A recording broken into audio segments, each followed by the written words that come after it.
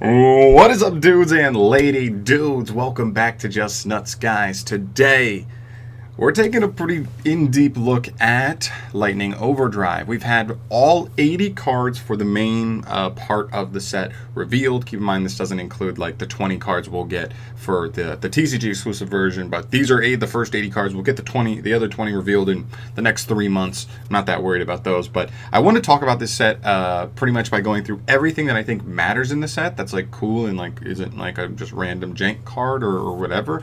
And then at the end, give my overall thoughts on how good of a set I think it is at this point. Like I said, keep in mind we could get random awesome stuff in the last 20 cards that totally bolster the setup, or it could be weaker stuff and actually bring the set down.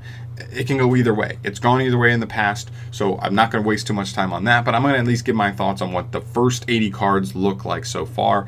And yeah, so we're going to be getting into this. We're going through pretty much everything that matters, which is scanning through. Starting off with the only new archetype so far. We don't know about the TCG exclusive cards, so we don't know if there's a new archetype there.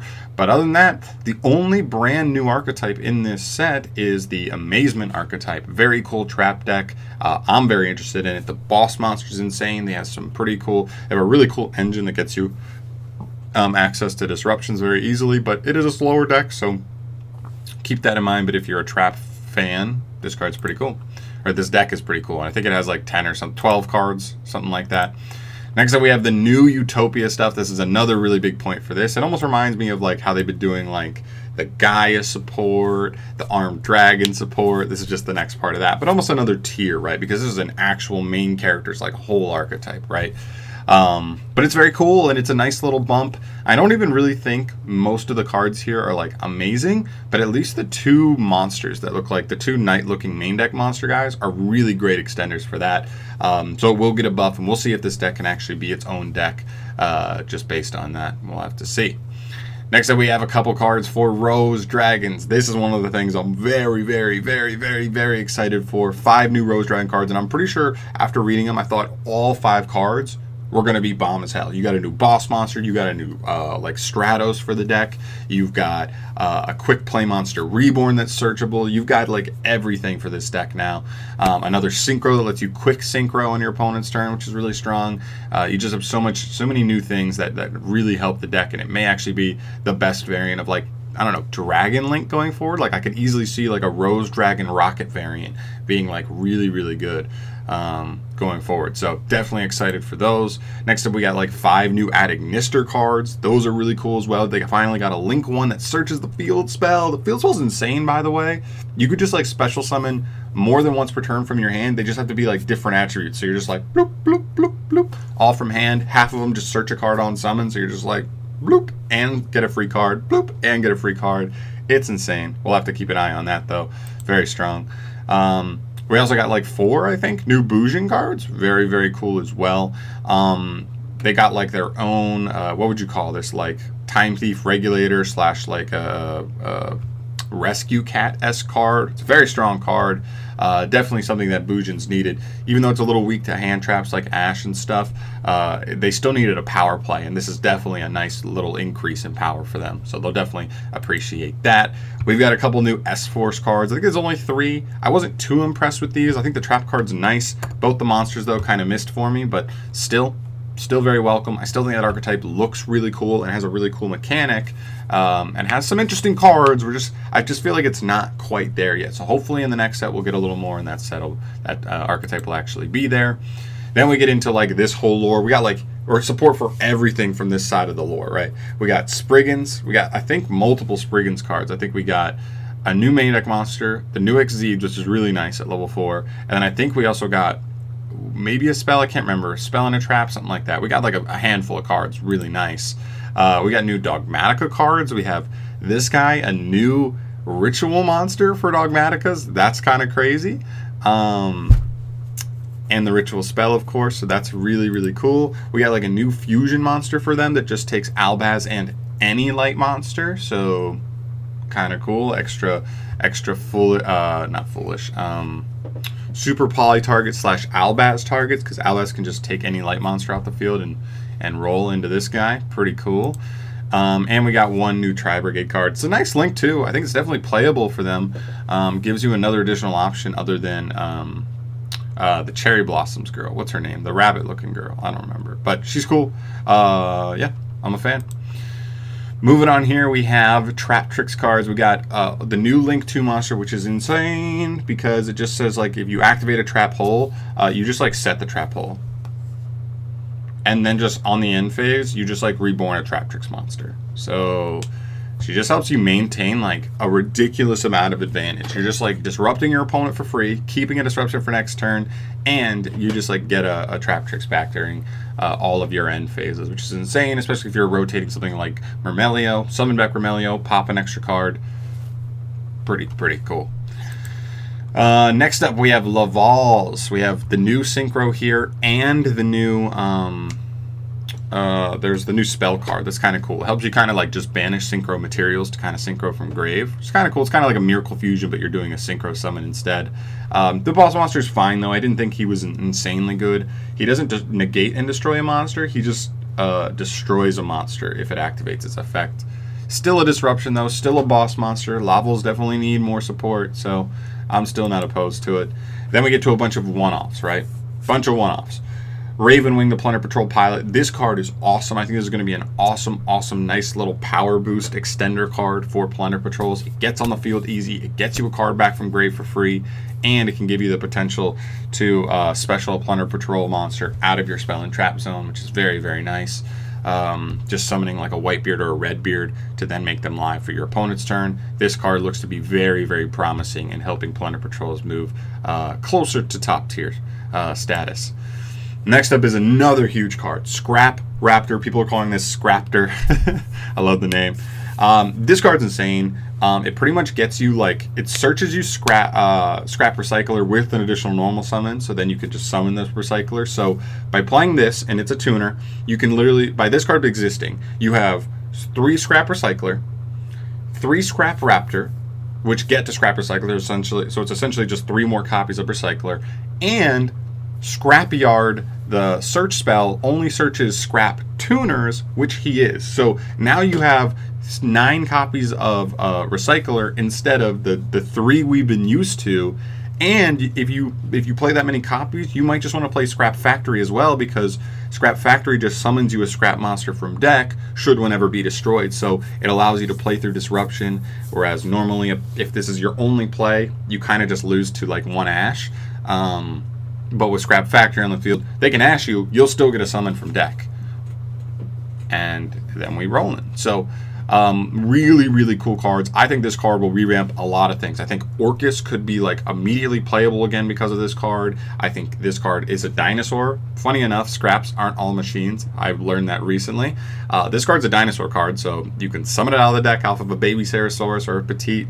You can search it with Fossil Dig. You can summon it off Miscellaneous if you have enough dinos engraved to banish, and that could be something interesting as a nice little extra little engine to throw in there. And that's crazy. Or even just pure scraps could be good. I don't know. I really think this is a scary prospect, though, in a good way. I don't think it's like an obscenely broken card, but I do think it helps consistency-wise and power-wise for a couple decks that definitely needed the help. Oh, Spirals could be another one. I mean, we've seen the Scrap Engine be played with Spirals, so keep an eye on that. Next up, we have a Paleozoic Link monster. I made a whole video talking about that if this card took any 2 water monsters instead of exactly 2 Paleozoics, this card could make Marincess like actually a tier 2 deck, arguably, like a legit deck that can contend with the meta frequently. But unfortunately it doesn't, so it is what it is. I'm not going to argue too much past this, but it's still a cool card. It's still a potential like one-of for Paleozoics. We've actually been seeing Paleozoics rise in play with like Paleo Frog, Trap variants with 60 cards and Eldritch and stuff and all these things. So this card could be just a nice card for them. Just a cool one-of in the extra deck. We got a new Holy Knight card, which is really cool. He like summons himself to the field, and then he can like banish himself from grave to just like summon your Sayaru from hand, which is pretty cool. He's fine. I don't think he's insane, but he's a nice, like, another card for them, which is cool. Then we get to 1 support card for all of our most recent deck pack archetypes. We got 1 card in Live Twin Kissy Kill Frost. It's a nice extender, actually. It just says if you control a Lilla monster, period, special summoner from the hand, and you can banish her from the grave to draw a card if your opponent ever adds a card from their deck to the hand without drawing it for turn. Which is really cool. So at some point, she's just going to draw you a card because your opponent's going to search, because it's 2021 and every deck searches, and she's a good extender. So definitely a nice, helpful card for them. We also have Riliona, the glass, Magistus Glass Witch. She essentially can just summon any Magistus monster from the deck. Great. Yeah, I mean, and it can negate a card. It's a powerful card. Really nice card for them. And then we also have the Drytron Mu Beta Fafnir. This deck's already tier 1, arguably the best deck in the game, which makes this card really scary because it's like a negate. It helps you dump a Drytron for free, and they're the best in the grave. And it lets you like more efficiently ritual summon by using its materials as cost instead of an actual like resource. So yeah, this card's kind of crazy. Definitely scared of this card coming into the format. And then we get, finally, from all that archetypal support, we get into a couple of generic cards that are really cool. One Kribo Way. This essentially is Monster Reborn, but only for Link 1s. I originally, actually when I read this, Yu-Gi-Oh! Organization hadn't updated it, and it only said just Reborn any Link monster. I was like, this card's insane! But it's actually only Link 1s, which I don't think is a total wash. I definitely think there are some archetypes out there that take advantage of Link 1s, and your opponent's counter strategy is just going to be keep that Link 1 off the field at all costs. And so this card could actually still be like a cool little extender just to summon back a Link 1, which is kind of cool. So just something to keep an eye on, although I don't think it'll be too crazy. We also have this guy. He's just an awesome plant boss monster. He's just like a bounce, right? He just like is like a walking compulsory evacuation device, and he can summon himself back to the field from grave by banishing 2 Link monsters, which is kind of cool. So just plant decks in general, definitely keep an eye on this guy. He's a pretty cool boss monster for sure. Then we get to the actual like chase cards, and this is one thing that you need to take into account when you're looking at like the overall structure of a set. Is it needs to have some solid chase cards, like those cards that are probably going to be $50+ because that's where you get your main value. And by having those chase cards, it allows the rest of the set to be much lower in price because there's only so much value to go around. Not everything can be expensive as hell. The set still sells for $60, at least on retail originally. It'll go up to $70, maybe even $80 at certain points, but like generally you're not going too much higher than that. So like there's only a certain cap of value, and there's only so many rarity slots they can, you know, dish out, and eventually the other stuff's going to deflate down because they just can't all hold value. This is one of the new hand trap cards. I don't think it's that good. If it didn't have to tribute a monster to summon itself, I actually think it could be interesting.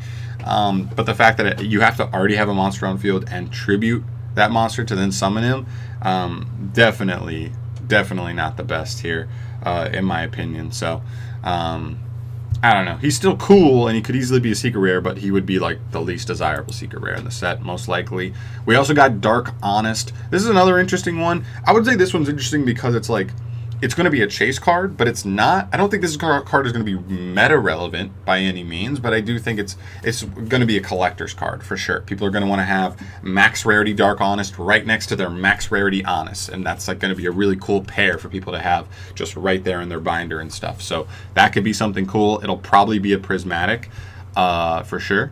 I definitely would put money on that, and it'll be a chase card, but more so for collectors' reasons. Another cool generic card is our Lina the Light Charmer Shining. She's really cool. She's now the best Charmer. I mean, we had more, like the attribute ones, the elemental ones are just a little more specific, but Light is just more generic. I mean, they're just way more generic good extra deck light monsters and hand traps that are light. And we got Veiler and stuff. Veiler, Ogre, what are other ones? Gamma, if they end up in grave. Like, you have so many more like just generic light cards that end up in grave, whereas like Hita, you either had to play Salamangrates or you had to hope that your opponent like drew an Ash Blossom for Hita to come up. Otherwise it really didn't come up all that often. Whereas she's going to come up just generically in so many matchups. There's also like, if you play a deck that plays like Dogmatica Punishment, you could like out an Ecclesia of your opponents, then reborn it, and then search one of your punishments, which is like an insane interaction. But yeah, a lot of use here. It floats. It's great. It'll probably be a prismatic, just like we've seen a lot of the other Charmer girls be, but you'll also be like maybe a super or a regular rare or something like that. Oh, actually, we don't do regular rares anymore, right? So probably a super, I would expect. And then the last card here that I want to talk about is Book of Lunar Eclipse, because to this point, and like I just said, a set really needs those high chase cards. And I'm not talking about the prismatics, but just secret rares in general. You probably want at least 4 or 5 secrets that are like, ooh, that's a nice secret, for a set to be really, really good, really good overall. Unfortunately, the only thing I see so far, other than, I guess Dark Honest I would say is a good desirable secret rare because it's a collector's card, it'll probably be expensive, is Book of Lunar Eclipse. Because this card looks really good. It's not once per turn, and it's just kind of like the next evolution of Book of Moon. If you play a deck with cards that want to be engraved, this card will be phenomenal in Orchest. Oh man, like this Forbidden Droplets, whoo, man, they're both really, really good in stuff like Orchest you draw a bunch of cards that want to be engraved anyway, so it's just really good with those. But to me, this and Dark Honest seem to be the only secret rares that are like, pow. Those are bomb secret rares that we want to pull for sure. Of course, there are going to be some archetypal cards. Don't forget about that. So like maybe I'm sure 1 or 2 of the Utopia cards could be in there. 1 or 2 of the Amazement cards could be in there. And then some of these other ones like Blood Rose Dragon could be in there. Some of these other boss monsters or some of these new support cards could be in there. But as far as support goes, if it's not like an archetype that's like, wow, that's immediately a tier 1 deck, usually their secret rares don't end up being all that out of core sets as far as like value goes. So I think Eclipse and Dark Honest end up being really the 2 only cards that I see here generically that are like wham. And that's okay. I mean, we do still have the 20 cards that we're going to get revealed much later down the line. And hopefully there'd be 1, maybe 2 good generic cards in there that could be on the level of Book of Lunar Eclipse or something. But just when you go back and look at like past sets, like Phantom Rage is a pretty good set. You had like Zeus plus Alpha, the King of Beasts. So like you had 2 good cards there that like really added value to the set. We have 1, Dark Honest is a collector's card, but competitively I'd like to see like 1 more really good chase card out of the set. But other than that, I think the set is just stacked full of just awesome support cards, and that's going to make that makes this set almost feel like almost like Eternity Code for me. And that was a very, very good set because it just had so many support cards, and then it also had like access code at the top. I don't think Book of Lunar Eclipse is quite on the level of access code talker, but if we got 1 other card that's like in that similar realm, we could be looking at something spicy. So I don't know. I'd like to see 1 more card come out here that's like going to be like, wow, that's an awesome secret rare. Everybody's going to want to pull that out of their like packs if they open them, if they open it sealed, right? But other than that, I really can't complain. I think we've got competitive relevancy here. We've got a new archetype that could be relevant, especially if we're still in a slow format. By the time this comes out, trap decks are still good. Amazements could be huge. We've got other support, like the Traptrix stuff is huge. The obviously continuing the lore of like all the like Dogmaticas and Spriggans and Tri-Brigades and stuff is really huge. Boojins are just classic. Ad Ignisters is another archetype that like everybody thought Konami was just going to make them amazing. They didn't quite work out, and now it seems like they finally were just like, you know what? Here you go. This is exactly what the deck needs. The Link one. So a couple other cards that are really nice. You got a Search card. You got another Trap that's pretty decent. Have at it. And I think it could work. I really do think it could work, and the archetype's actually really interesting now. So there's just so much going on here. There really is. I don't know. I think it's a good set. I really do. I think it's going to be better than Blazing Vortex. Definitely. Not even close. Definitely better than Blazing Vortex. But I want to hear your guys' thoughts. What do you guys think so far of Blazing Vortex? I left out all the irrelevant cards from the list here of what I was going through, but I pretty much hit everything that I thought was like actually relevant as far as like what makes the set good. There's just a ton of archetype support, which I love because I love a lot of these archetypes. Literally after this set, I'm going to have like 10 deck profiles ready to make with the new cards. Just really exciting for me. I can't wait. Let me know your thoughts down below, though, guys, because I want to hear what you think. Do you think this set is a banger? Do you think you need to see the last 20 cards to see if it really comes to full circle and really like ends up being an awesome set? Or do you think it's not there yet? Do you think it's not going to get there? Do you think it's a little bit lackluster? What do you think? I'm curious to hear your guys' thoughts. Thank you so much for watching. As always, I will see you guys in the next video. Subscribe if you want to see more discussion videos like this one in the future, and I'll see you in the next one. Peace.